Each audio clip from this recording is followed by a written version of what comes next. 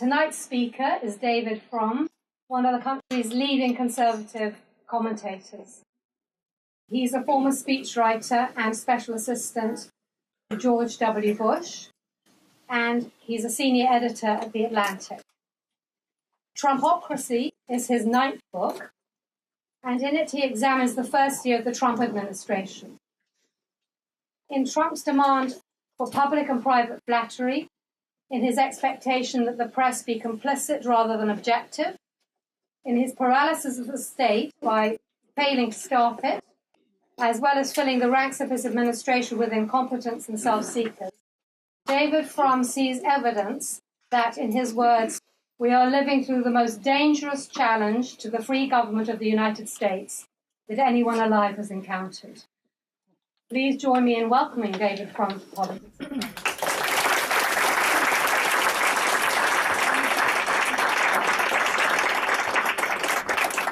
Thank you very much. Thank you to the many friends here. What a deep, deep pleasure it is to be at Politics and Prose.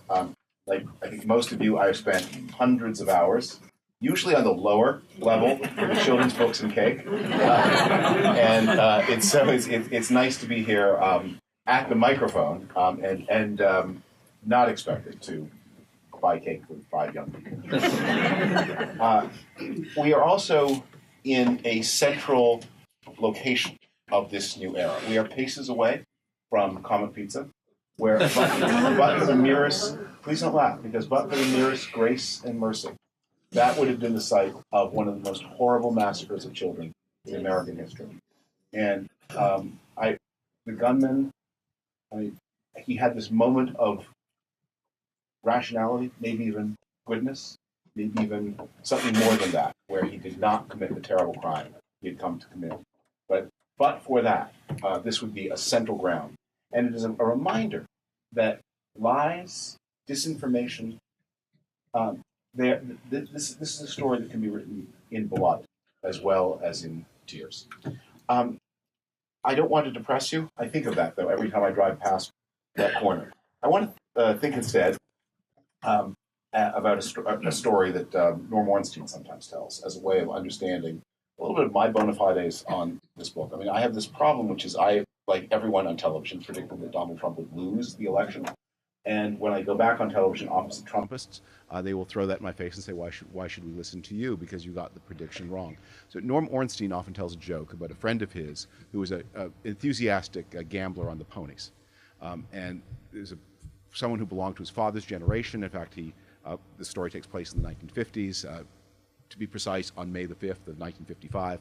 That morning, Norm Ornstein's father's friend woke up at 5:55 a.m., took the Fifth Avenue bus down to his office at 55 Pine, where he proceeded to go to work as a bookkeeper balancing the books. The books of the company he was working on did, at lunchtime, ultimately balance at $55,555,555 on each side of the ledger.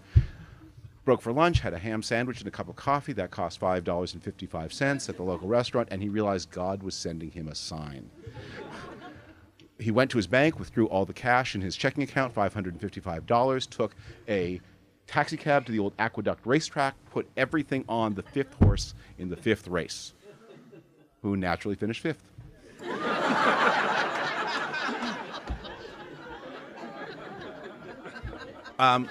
So it's not enough to read the signs correctly. There's a work of interpretation here, and that's what I got wrong.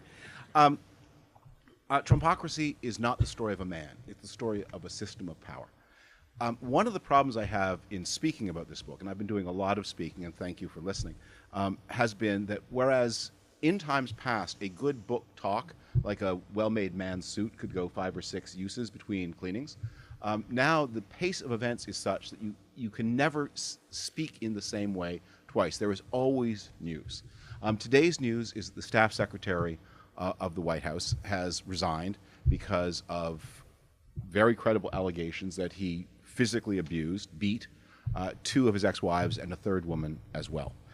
I think one of the ways to think about this is a way of reminding us that that attitudes about the sexes are at the basis of the system of power that is Trumpocracy.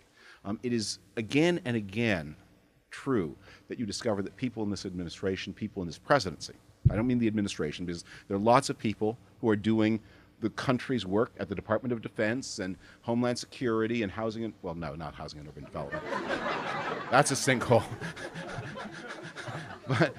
but at other places, and they are Schedule C federal, political appointees, and they are doing proper work, and we thank them for that. And this work has to be done, and it would be worse if the work were not being done. But in the White House, in the presidency, we have seen person after person caught in affront after affront based on something that is really wrong.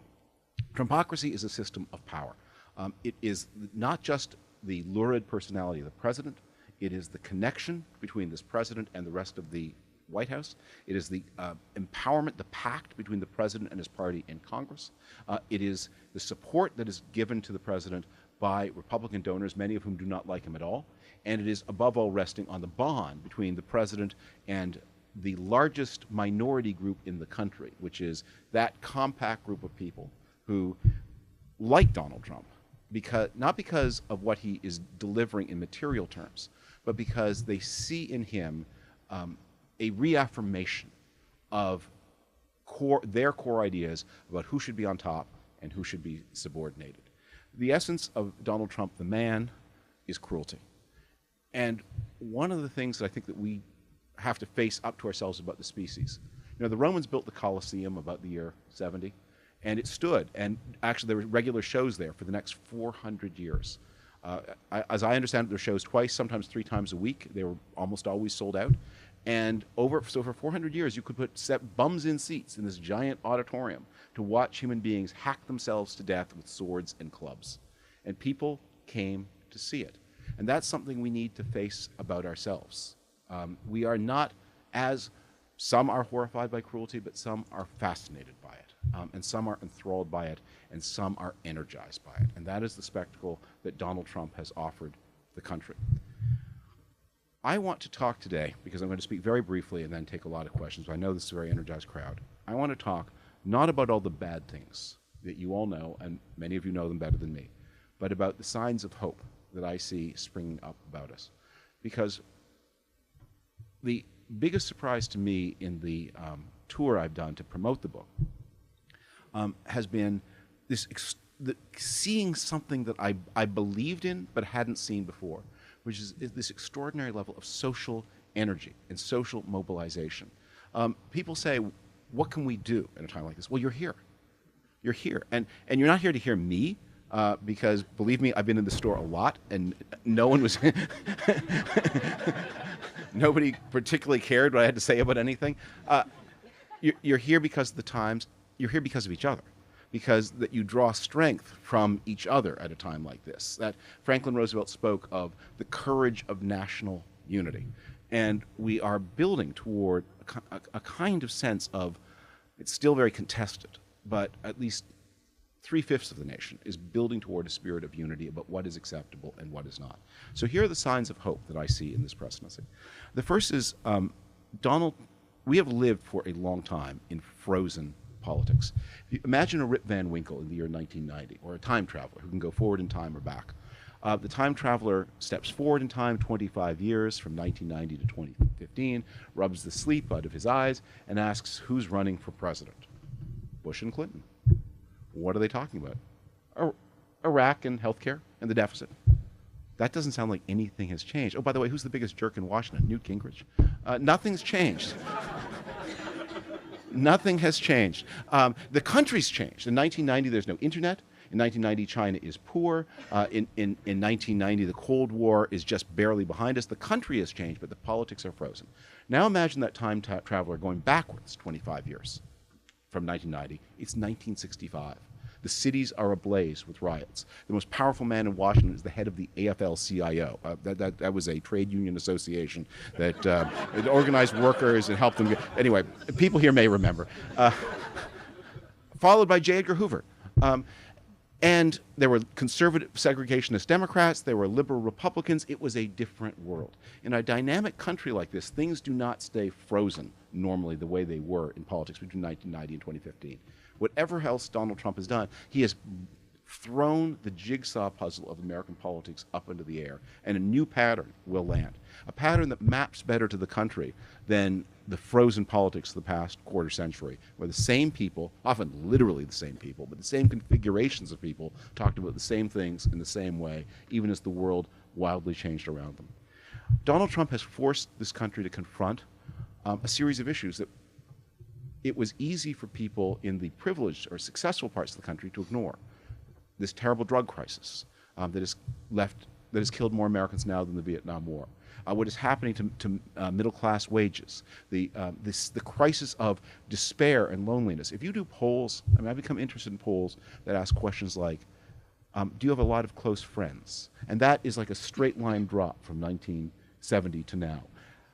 I saw a poll the other day that asked the question, have you been outside the home in the past 24 hours? And the proportion of Americans who say no, it's on a rocket rise. That in a country that is more alienated, and it's easy for those of us who live in cities, who are connected, who feel a sense of purpose, not to see this. Donald Trump has forced us to see it, and that's a gift. Donald Trump has has forced people with political affiliations that look increasingly to me old-fashioned, what we used to call the left, and what we used to call the right, to take reckonings of ways in which our politics have become obsolete. I venture that in a place like this, if I were speaking 4 years ago, I would have encountered a lot of resistance, and maybe more, if I had said that people like Julian Assange and Edward Snowden are not heroes. Today, people understand what they were doing and who they were doing it for. And they understand that threats to your country come not only in the form of rockets and tanks, but also in the forms of subversion and espionage and these new kinds of cyber attack. And that those who stand on the frontiers of the country to guard it against these clandestine attacks are defending you just as much as soldiers, sailors, and Marines are defending you. And we have seen, I think, an awakening on the liberal side of the spectrum of an awareness of the importance of this form of national defense. Meanwhile, on my side of the political spectrum, we've had a vice of being kind of understanding of the little unfairnesses of life as just part of the price of being human, the bumps along the road. But Donald Trump has taken all of those casual cruelties and the casual brutishness and the disregard for women and the indifference to people with problems and has taken it and put it on a jumbotron in front of the nation, and a jumbotron that is on display 24 hours a day, illuminated by the push tweets of the most tweeted man on earth. Look at it, look at it, look at it. Do you like it? Do you like it? And a lot of people who would have, when it was on a very small screen, said, meh, I don't like that at all. That's horrible to see. I won't put up with it anymore. One of the gifts of Donald Trump is he's made America's friends around the world, who often have a difficult relationship with the United States, understand what it means when America steps away from its leadership role. When America says, okay, we are going home, we are going to be inward, and how our friends around the world are left alone. What a terrible time to be a citizen of South Korea. What a terrible time to be a citizen of Estonia. You had protection that you once counted on, and that is now looked like something you can't count on. And you are suddenly forced to confront a world in which its meaning and its structure have been kicked away.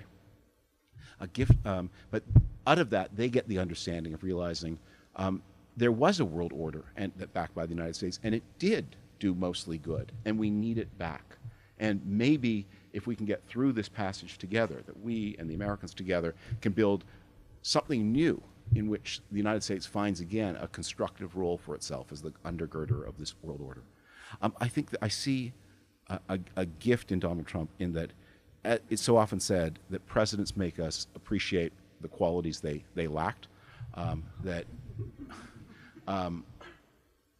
Obama, for whom I did not vote, he had many good qualities, but the people who loved him best said, that the first hour of an Obama analysis was fascinating. The second, still very, very interesting. But by the time you got the sixth or seventh hour of that, powerful analytic intelligence, somebody here needs to make a decision. So we have now the opposite: someone who makes decisions on the toilet without any information. what we have seen, what Donald Trump has forced us to confront is the importance of our mutuality, our common identity as citizens, of kindness, of respect for each other, and a recognition of the preciousness not just of some but of all.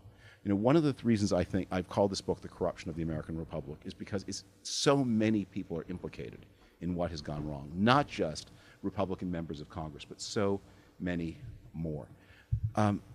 It's a crisis not just of this republic, but of democracy worldwide, because you see across the developed world this democratic recession that began in about 2005 that has reduced the number of democracies and turned countries like Hungary into outright authoritarian states, have put countries like Poland on the downward path, have seen the percentage of the vote that goes to the neo-fascist party in France double between 2002 and 2017, that has seen a neo-fascist party emerge as the second largest party in the Netherlands, that has seen this authoritarian populism re-enter the German parliament, federal parliament, for the first time since the war, something that makes no one comfortable, Germans least of all.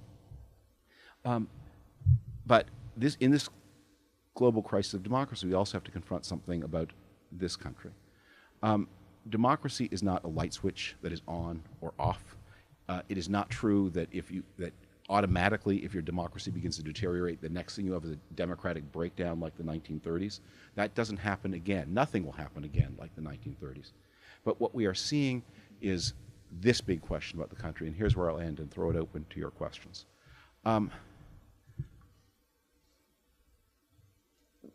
This country is changing very fast in a way that has left many people stranded.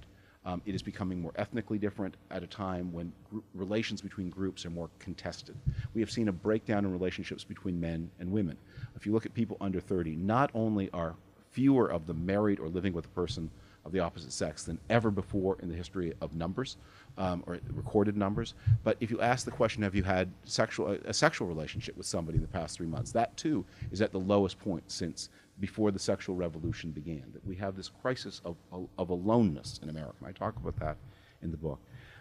But people are responding to this. There's some people, some of our fellow citizens, are responding to it by redefining what it means to be American in a way that it excludes a third of the country. And they're creating a new concept of democracy, where what matters is not, do you have a majority of the vote, do you have a majority of the nation, but do you have a majority of that part of the nation whose grandparents belong to the American ethnic majority. And that is how politics is legitimated, by whether you have a majority of the proper Americans, without regard to all of the so-called proper Americans, without regard to all of the others. That is going to, whatever happens to Donald Trump, that idea is going to be a lasting idea for the 21st century. And it will become, I think, it has already become more explicit than ever before. It will become more explicit again. And the reaction, the defense against Trumpocracy, the system of power, is for people of goodwill to insist on the broadest possible conception of citizenship, the broadest possible conception of rights, based on a new understanding of mutuality, a new reaffirmation of the centrality of the bond of citizenship, not ethnicity, not religion, but the belonging to that American community, precisely because it's kind of arbitrary who is and who isn't. You remove all of the things that have been familiar to the human animal brain and substituted something higher, a concept of citizenship, of belonging because of the desire to belong and the willingness to share and protect your fellow members of your national community. Let me pause there, take questions. Thank you for your attention.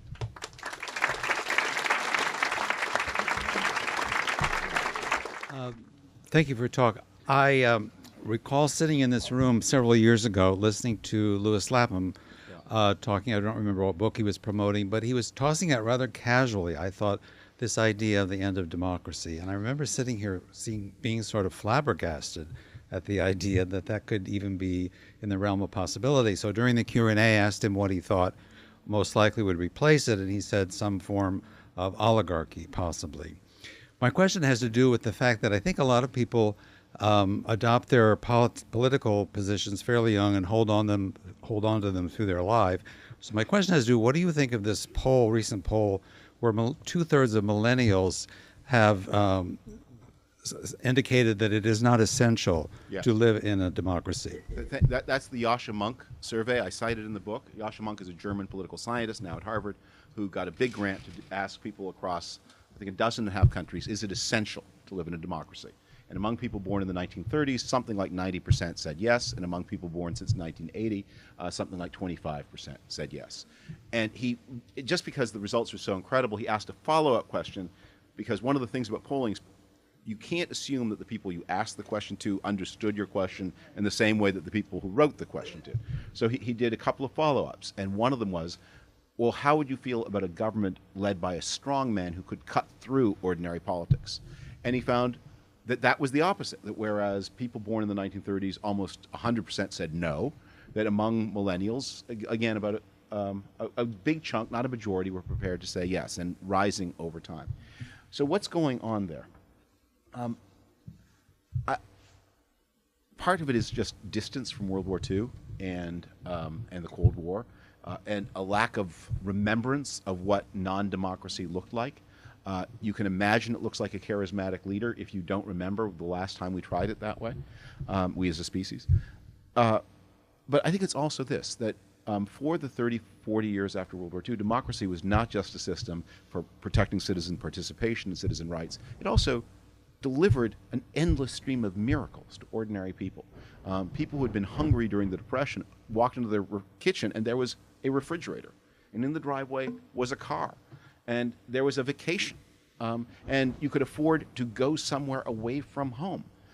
And you had a pension and health benefits. And it worked. It was magic. And even if you didn't quite understand how it worked, you could certainly reckon with the results. And then it stopped working. And you still had the right to participate in protection of your rights. But a lot of people were looking for, where's the magic? Where did it go? And for people born later, that you can see that that's true. I think my answer to the Lewis Lapham question would be to understand democracy is not a light switch that is on or off. It's a modern dimmer. It's more and less. And what is not is as we lose it, we will not see it suddenly collapse.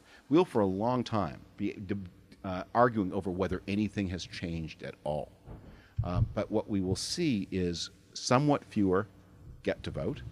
One of the things that I think modern authoritarian leaders have understood was that among other things, the authoritarians in the 1930s, they just were uneconomical. They overdid it.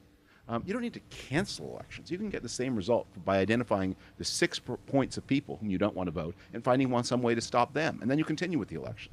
You don't have to suppress the press. Let the New York Times and the Washington Post print whatever they like. Their readers, are not important to your project anyway.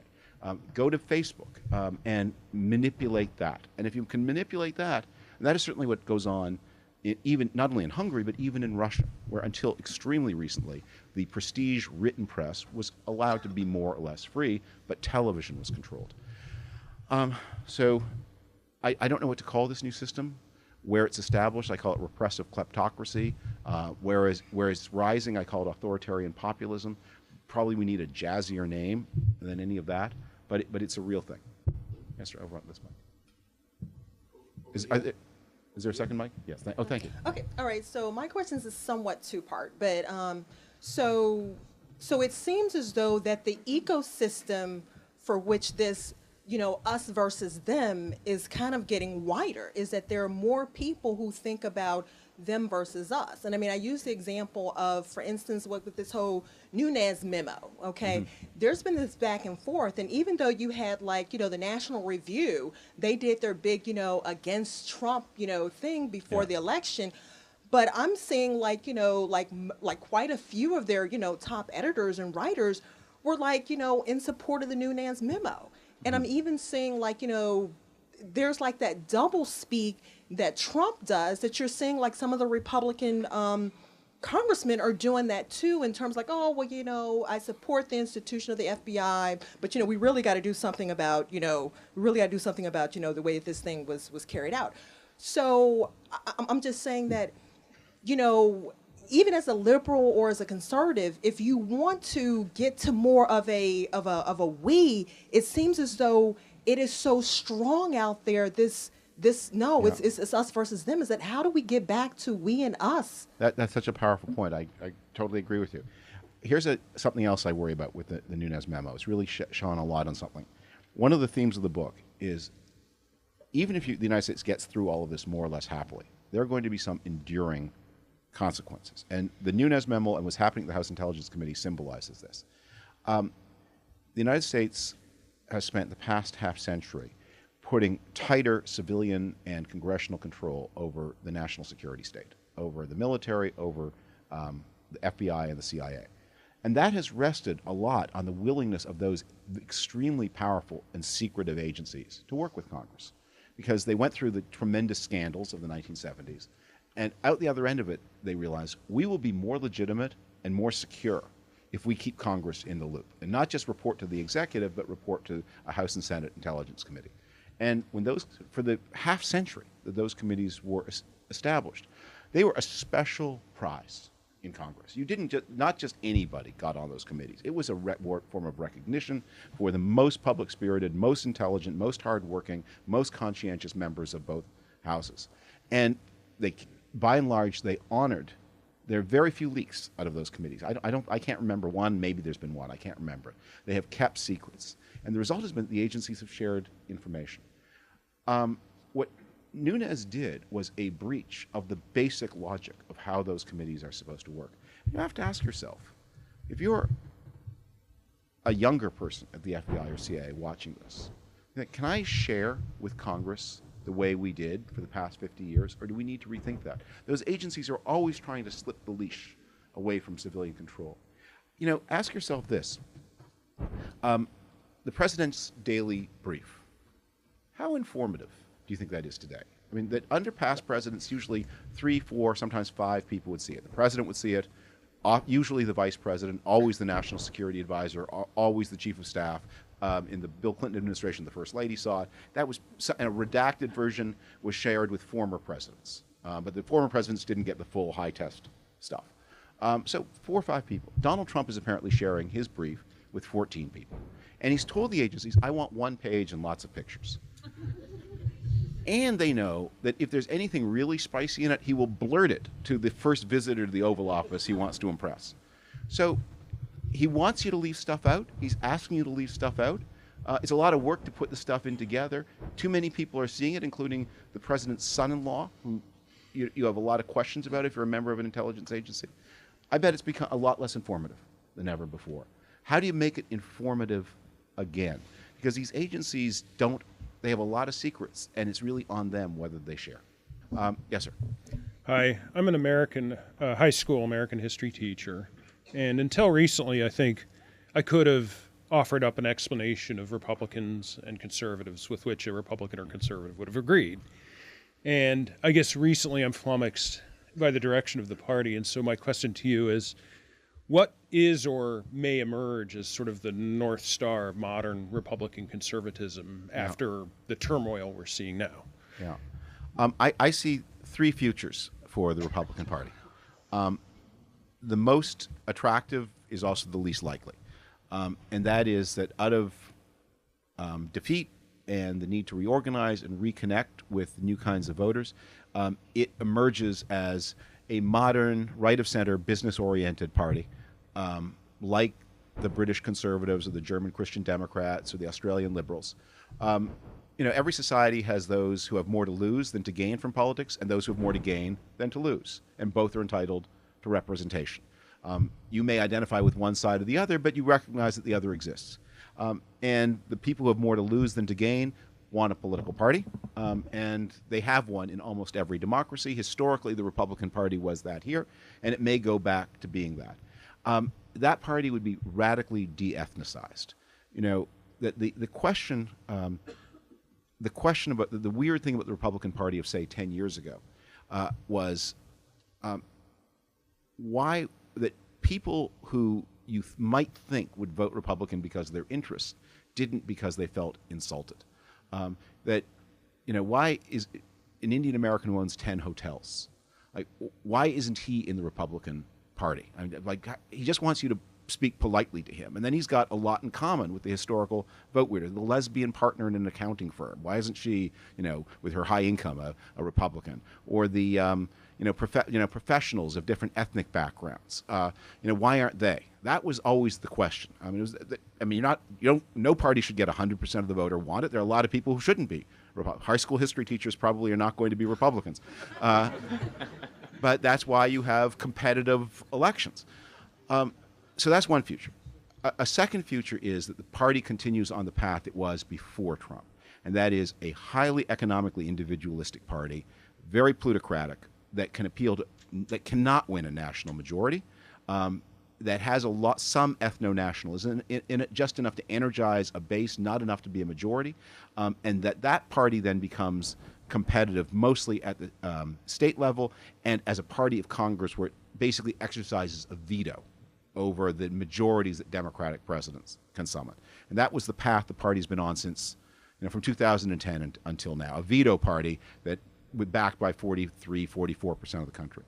But there's another future that Donald Trump has pointed to, and that is the future you see of the right parties in Europe, of a party of ethnocultural assertion by less educated white Americans, backed by the country's plutocratic elite, and that's the path it's on now. And that path may work politically, but it doesn't work as a way to govern the country, and it doesn't.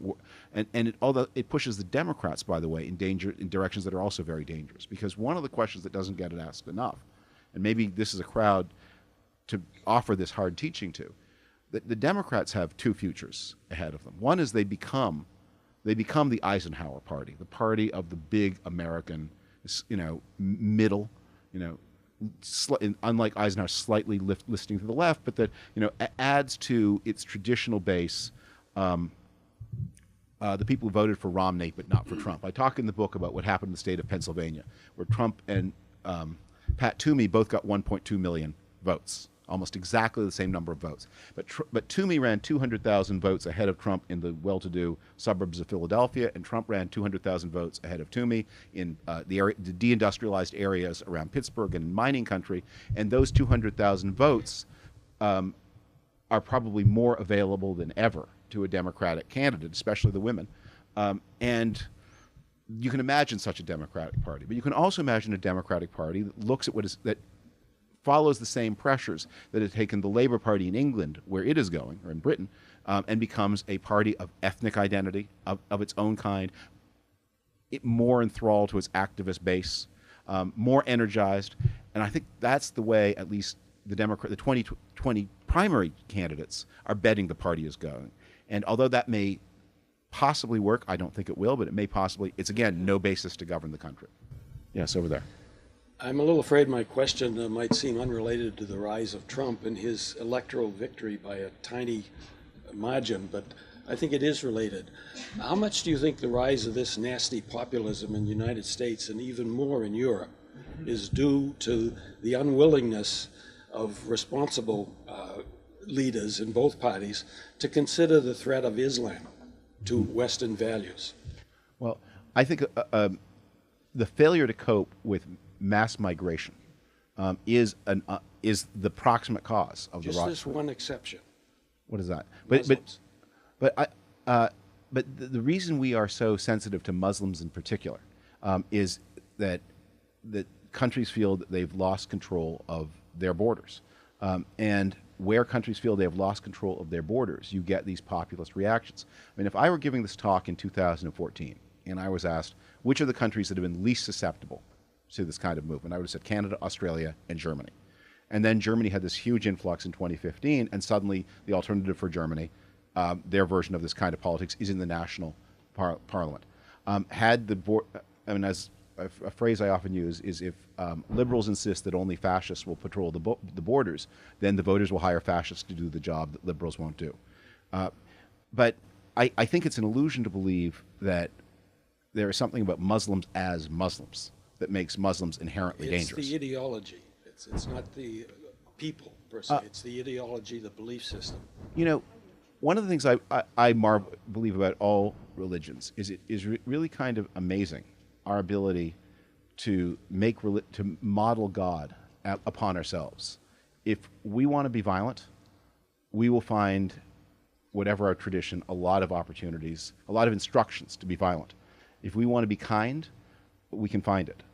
And religion is a very plastic thing. And I mean, I speak here as someone who was Jewish, that for much of our history, that we found a more comfortable refuge in the Islamic world than in the Christian world. That ceased to be true. It became more comfortable. And there are things that are going on in the Arab Muslim world in particular, because the largest Muslim country on earth is Indonesia, where there is very little of this kind of radicalism. But there are things that are going on in the Arab Muslim world that are very concerning. But if citizens feel that their borders are protected, that they react differently than if they feel their borders are not protected. So first off, I just want to say it's always great to see a fellow Canadian down here. Thank you. So my question, you're a senior editor at The Atlantic, and earlier this week... How about more Canadian coverage? That's what you're... The Dairy Board does not get nearly enough attention. There was an article this week from Jonathan Rauch and Benjamin Wittes called Boycott the Republican Party. And they're both, very nonpartisan, but the idea was to deal with Trumpism in the short term, people should be voting down ballot in every office against Republicans for Democrats. So just as a Republican, I wanted to know how you felt about that. Well, it's funny you raise that, because I was on a panel with Jonathan and Ben this morning. Jonathan is about my oldest surviving friend. We have been friends since the fall of 1978. He would wince if I gave the actual numbers, but there's just no blinking it. It's true. And Ben is a friend of long standing. So here's what I would say to that. And I said this is what I said to them. I understand why they are led to feel the way they do, and they are both. Neither of them is a very partisan person, and Jonathan is always very insistent that George H.W. Bush was the greatest president of his lifetime and the one he voted for most enthusiastically. But I have a one-word answer, and that is California. That America's most dynamic and wealthy state is a one-party ecosystem, and that, even if you're a liberal, and especially if you're not, is not good for anybody. So when people say, why are you, if I lived in California, where my two older kids, we may end up there, I would be voting for Republicans for state assembly and state senate for the familiar reasons. I prefer a government that offers lower taxes and fewer services. So there are a lot of places at the local level where, in fact, one of the reasons we're in trouble, you all know the saying, all politics is local. But a couple of years ago, a political scientist whose name I forgot wrote a book called All Politics is National. And because he was observing the rising correlation between votes in state races and the approval rating in the state of the president. Mm-hmm. So you like the president, you don't like the president. Why does that determine who should be the head of the Nebraska Assembly? But in fact, it was rising. And I think one of the ways to be healthier is for people to affirm, the distinctly federal nature of the American system. Mm-hmm. And it doesn't do... For Democrats to have 2/3 of the seats in both houses of the California legislature, that is not healthy. One thing it does, it leads to the replacement of party politics by factional politics, which are always more secretive. Yes, over there. Okay. So, do you think that gerrymandering is a big factor in, I guess, the kind of recalcitrant attitudes in our representatives, or Okay, gerrymandering sure doesn't help, but in the list of it's one of the important things and the ills of the American legislative system, along with the increasing difficulty that people find in casting a vote in many states. Also, with the rising role of money, although I probably have a different view of that than most people in this room do. I see the rising role of money in politics not as a cause of our problems, but as a symptom. We know very little about how elections were financed before 1975, and we know almost nothing about how elections were financed before 1930. It was until the 70s it was legal to give campaign donations in cash, and that is how Lyndon Johnson financed much of his career, and we have no idea who gave him that cash. But one thing we do know, which is that elections just used to cost a lot less. And the reason they cost so much less is because even if you had a lot of money, what would you do with it? You could buy radio and TV ads. But when it came time to register voters and get voters to the polls, you relied on unions. If you're a Republican, you relied on women from the Protestant churches. You relied on other kinds of associations. You didn't have to. They did it for nothing, or they did it because it was part of their identity, because they belonged to a group. What the Koch brothers, when they spend all those hundreds of millions of dollars, they're spending them not on advertising, but on replacing the organizational work done by institutions that just don't mobilize people anymore. If you had those kinds of healthy associational life, you wouldn't have to spend money to get people to the polls. People would do it for their neighbors, for their partisan reasons. The collapse of the parties and the rise of this massive expenditure is a consequence of the weakening of the associations of Americans one to another. So I don't see a ready solution to all of that. I mean, the gerrymandering problem on its own is a pretty easy problem to imagine a fix for. You know, you say you pass an amendment to your state constitution that says the seats will be allocated by a board of retired judges. And that's easy to fix. But the obstacles to people voting, and above all, the collapse of associations that make money indispensable to getting people to vote, that's not so easy to fix. Yes, ma'am. As a journalist and as a former White House message crafter, what do you make of the performance of the current White House press office in their role of normalizing many of the extraordinary things that are coming out of this administration? For example, most recently, glossifying the treason comments as a joke, and also the irony that it's a woman who's out there up front defending him, seemingly with gusto. I watch this show, as you do, and think, you know, you could get a job at some nice tobacco company somewhere. You don't have to do this.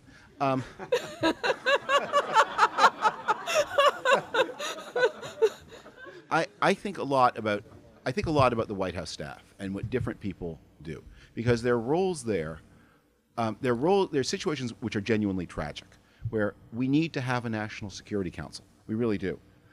And people have to undertake it. And yet, it's also inevitably true that if you take it, you will be corrupted.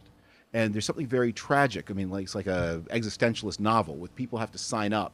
And even the people with the best will have to sign up, and accepting that they will be worse people at the end of the experience than they were. But there are lots of jobs that you don't have to do at all. Nobody, somebody has to be, Assistant Secretary of State for East Asian Affairs.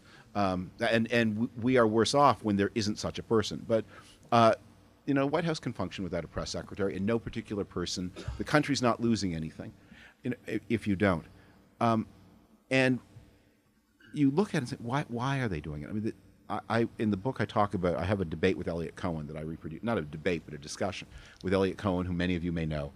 And we talk about this question of should you serve the president in a personal capacity, not in a national security capacity. And my reaction to that is, maybe. If you get the call, maybe you should consider it. But you should understand that you will be put into a position where you are asked to do something wrong. That's almost inevitable.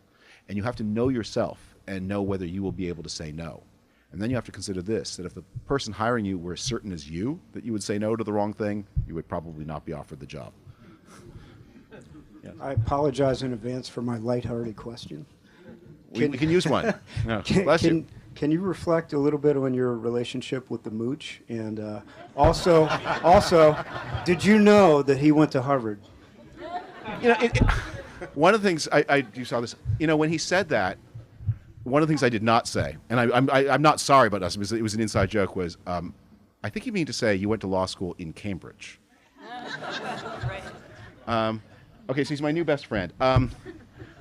Okay, it's a jokey question, but let's say something serious about this. I mean, it is amazing that this person had a high-level job in the White House, even for a very short time. And you see this again, I mean, with the much more serious and more terrible story of the staff secretary, that the absence of self-command, that you have people in the White House who could not get a visitor's pass. I mean, literally, Sebastian Gorka had an open arrest warrant from the government of Hungary, and for a gun violation. And this guy is walking around in the presence of the president, someone who has and he has, by the way, some gun violations in this country. That any other, even one strongly committed to gun rights, would say, a person with a problem with guns shouldn't be close to the president. So that was an extraordinary thing. the question I asked him a question about his financial dealings, and basically, if you were asked a question, you've done some things and they look kind of dubious. Explain why. If you're talking to someone who is a sort of a normal person, they would be able to bury you with their information. Because I know I've done a little bit of research, as you would understand, before I asked the question, but obviously he knows 100 times more about his own company than I do. He should have been able to crush me. And the fact that he lost control of himself, I think, answered the question in the eyes of all of America. Obviously, this is a very sensitive subject. On the other hand, look, here's on the plus side. I'm not a housewife. I'm not a real housewife or a phony housewife or any kind of housewife. I'm not a celebrity. To be the recipient of a TMZ rant, that is something that I never thought would happen to me, and I owe that to the mooch. Good evening. Speaking earlier, you mentioned in the last page of your book that one of the antidotes to the Trump movement is conciliation. That's one of the words you use, conciliatory.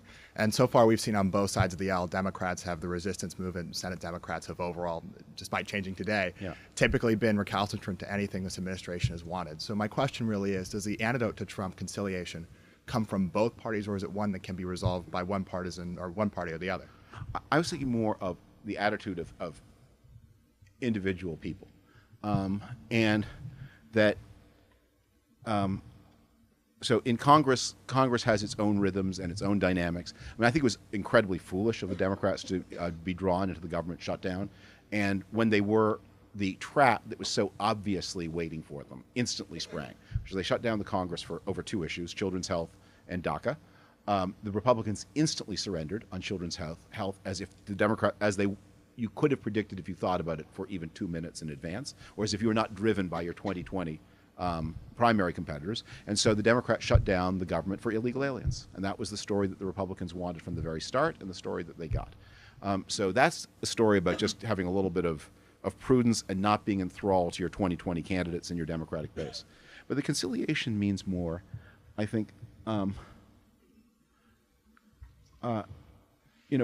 as we have completed the recovery from the crisis of 2009, we live in a country in which, in the successful parts of the country, life is really kind of amazing.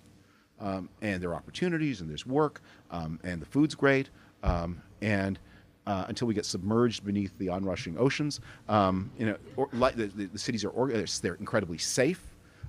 It's a striking thing that places like New York and Boston and Washington, to a lesser degree, have become so much safer than the heartland of America. I mean, I was in Louisville, Kentucky the other day, and they have a crime rate something like 14 times higher than that of New York City. It's an incredible thing. And of course, the drug epidemic is centered in the middle of the country and less in the coast. So the conciliation means that the advantaged parts of the country need to understand what is going on in the rest of the country. And just generally, that should be our approach to politics. A story I often think about in terms of political communications. Those of you who remember the 1992 election may remember the third debate between Bush, Perot, and Clinton, the town hall debate moderated by Carol Simpson, then at ABC. They took questions, and the question that sort of settled the election was, this is the I feel your pain moment. A woman was called on, an older woman, obviously not very well educated, and obviously extremely nervous at being on television for the one and probably only time in her life. And with a quavering voice, she asked, I'd like to ask each of the candidates how you have been personally affected by the deficit. Panic. Right? No one's personally affected by the deficit. And I'll cut the story short. Bush flubs the question. Perot gives a characteristically insane answer. And then Bill Clinton steps forward with that huge body of his and says to the woman, I will answer your question, but first I have a question for you. How have you personally been affected by the deficit? And as she answers, it becomes clear that either she forgot or else she never knew the difference between the deficit and the recession that was taking place at the time. And once Bill Clinton understood what she was asking about, 400 feet into center field.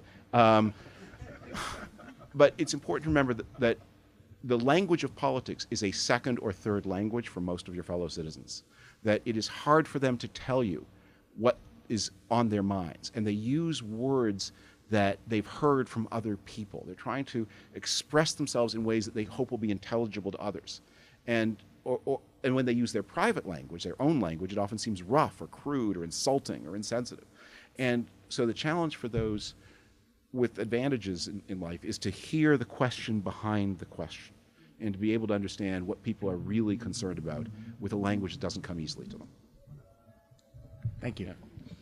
I was wondering if you have suggestions on how we could find conservatives who don't identify with Trumpism, so that we could form communities in person, actually, because I think associations are broken. Yeah. And not focused on politics, but protecting rule of law and our norms. That's a great question. I think to some degree it is happening. I mean, there are such discussion groups. I'm a participant in a couple of them here in Washington. Right now, Trump has the glamour of apparent success, and that is especially true after the passage of the tax cut. If he looks a little less glossy, I think you'll hear from more of these people. But the place where the work can really be done most fruitfully is at the state level, and where I think it's possible, especially in the one-party states like California, that I think that we're going to need to see work between reform-minded Democrats who are not Tammany Hall people and their Republican opposite numbers to try to say, how do you, in a state where things are as lopsided, how do you deliver good, honest government and make sure that elections remain competitive, not for the sake of the Republicans, but for the sake of those states? Yes, sir. David, thank you for coming tonight. So I have a question about symptoms and causes. So, we've talked about Trump being kind of a symptom and not so much a cause of the current system. We've talked about gerrymandering being kind of a symptom and not a cause, or dark money being a symptom and not a cause of the system. As a student of politics and history, can you talk a little bit about what some of these causes might be? Yeah. I've read your piece on the 7 guardrails of democracy. I'm reading Nixon Lincoln right now, and a lot of this seems pretty similar. So if you could share some of the causes you've seen and maybe talk a little bit about that. Well, I think the master causes of trouble in this new situation, and we always have troubles, by the way. So but this new situation are the following. The first is the slowdown of economic growth since the year 2000. There's less to go around. The next is the aging of the baby boom, which means that the people who are now in their 60s are arriving at the point where they're going to make the biggest claims on the state at exactly the moment when they feel there is less to go around. And so much of the Tea Party and things like that should be seen as the baby boomers or the white baby boomers. They're sort of their last hurrah of their role in politics, making a politics of group generational assertion of their claims on the state. Immigration and rising ethnic diversity, which is always difficult to manage and which governing elites have tended to think is easy to manage, is automatically managed. I think the end of the Cold War, which has destroyed a lot of the best habits of American elites, especially in Congress, of give and take, because the country was engaged in a generational in this kind of epic struggle, and then this it's not driven by the economy; it's connected by this kind of cultural collapse in the face of globalization in the middle of the country, which has left people gripped by a despair and looking for solutions. The best description I've ever heard of a Trump voter is a successful person in an unsuccessful place. That the unsuccessful people give up on politics. They don't believe they can make a difference. But imagine like the vice president of the high school, the vice principal of a high school, and the coach of the football team in a small town facing deindustrialization. He believes that he can make a difference, and he believes he remembers that things were better, and he believes that things should be better. But he sees nothing but worry around him, and he's ready to embrace extremist answers. And into that steps demagogic figures, Trump in this country, other people in other countries. Thank you. Thank you. Thank you for an interesting talk.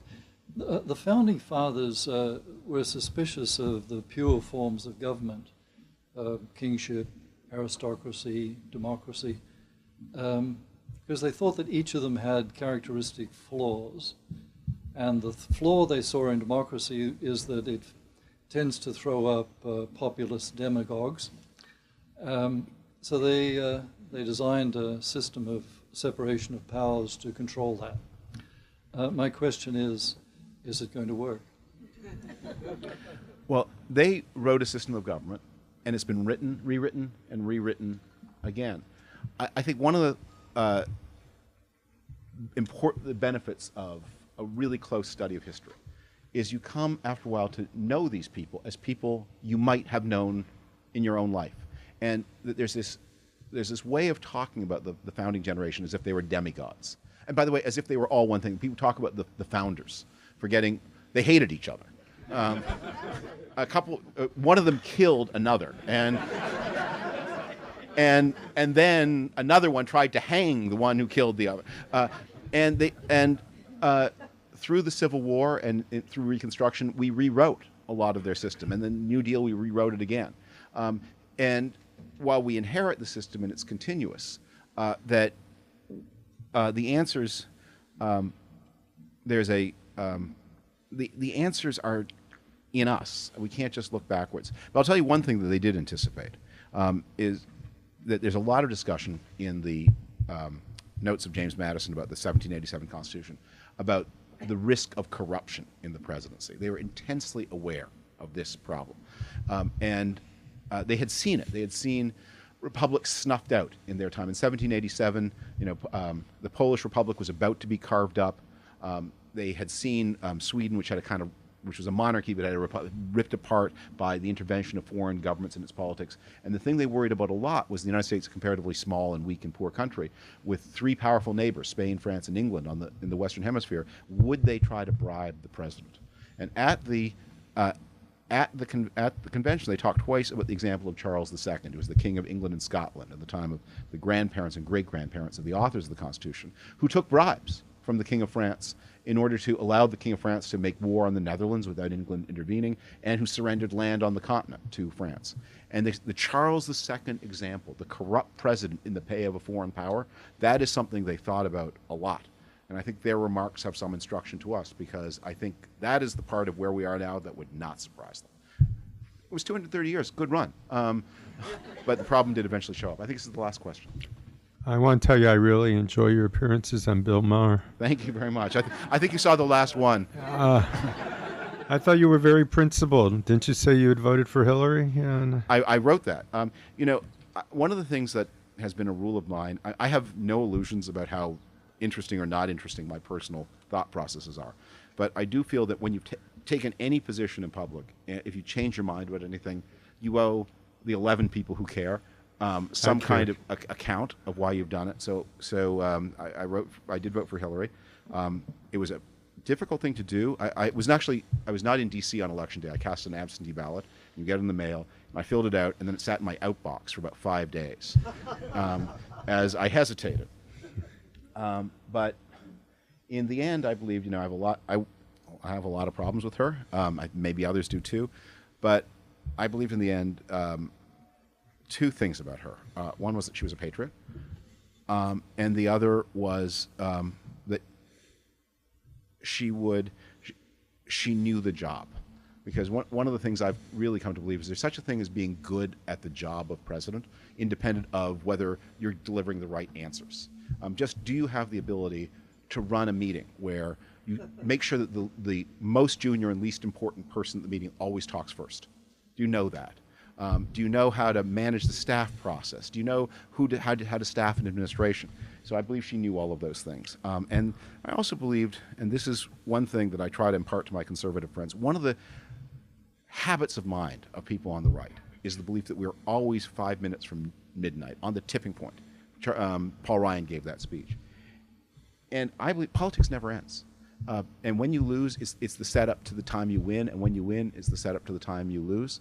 And that you have to play for the long game. And the belief, and what threatens democracies maybe almost more than anything else, is the belief that this moment of decision is so important that anything you can do to win is worth doing, because you will never get another chance. And we have to preserve the system which makes sure there's always another chance, and that under a president you don't like, your rights are still protected, and under a president I don't like, my rights are still protected, and that we can continue to follow these rules together for decades and centuries. Thank you. So, well, you're going to give a follow-up? Well, I didn't really ask the question. Okay. I thought that was the question. I'm sorry.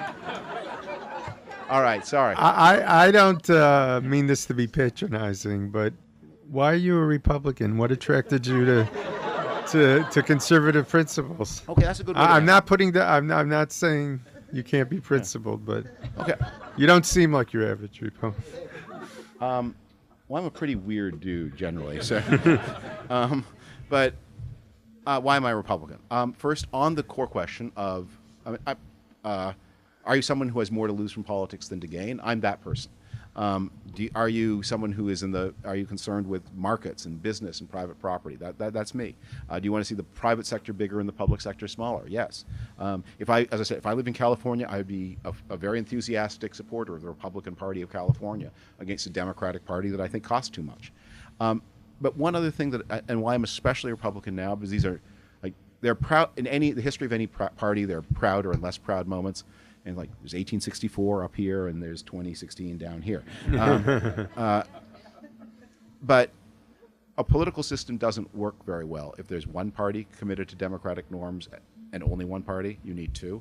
And I think that those of us who believe in both conservatism and democracy are more needed than ever inside the Republican Party. And you should run to where the trouble is, not away from where the trouble is. I think that's true. Okay. And that's it. Thank you all. We actually have one final question. Oh, I'm sorry. I bungled that. This is a follow-up to a previous question tonight, a concern about religious fundamentalism and its influence on America.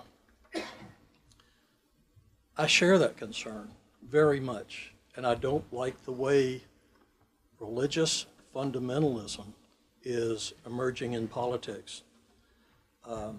I don't like the granting of religious freedom to corporations or to freedom of speech for corporations, especially with political financing.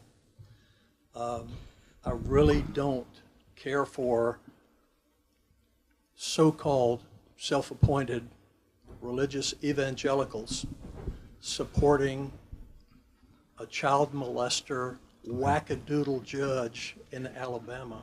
All right.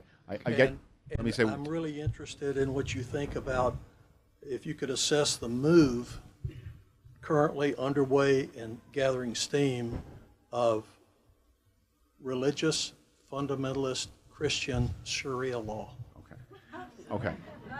Well, let me say you're in for a treat because you have now in office the least religious president in American history, running an administration and a White House that is less hung up on religious morality than they do everything. I mean, it's just unbelievable.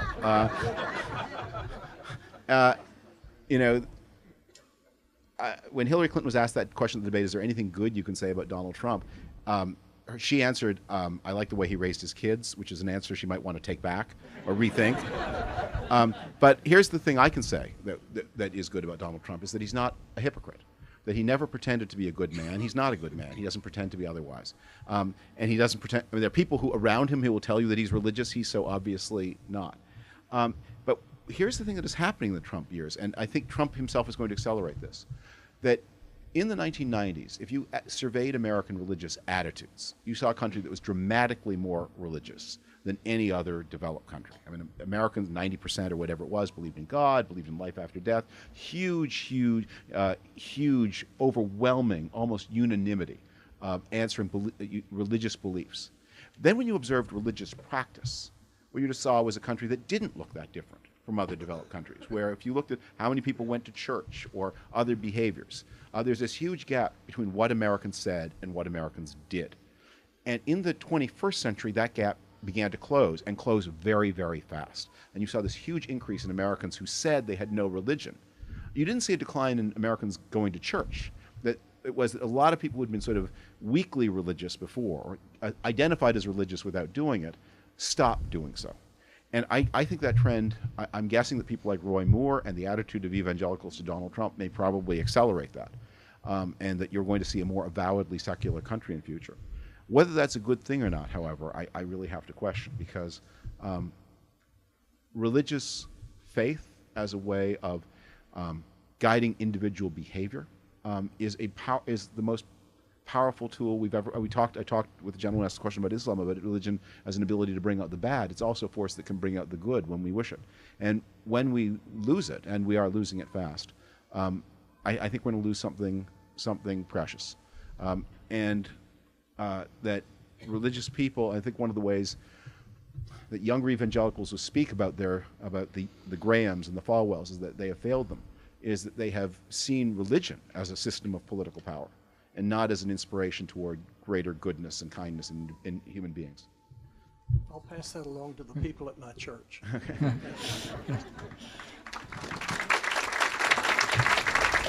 Thank you all.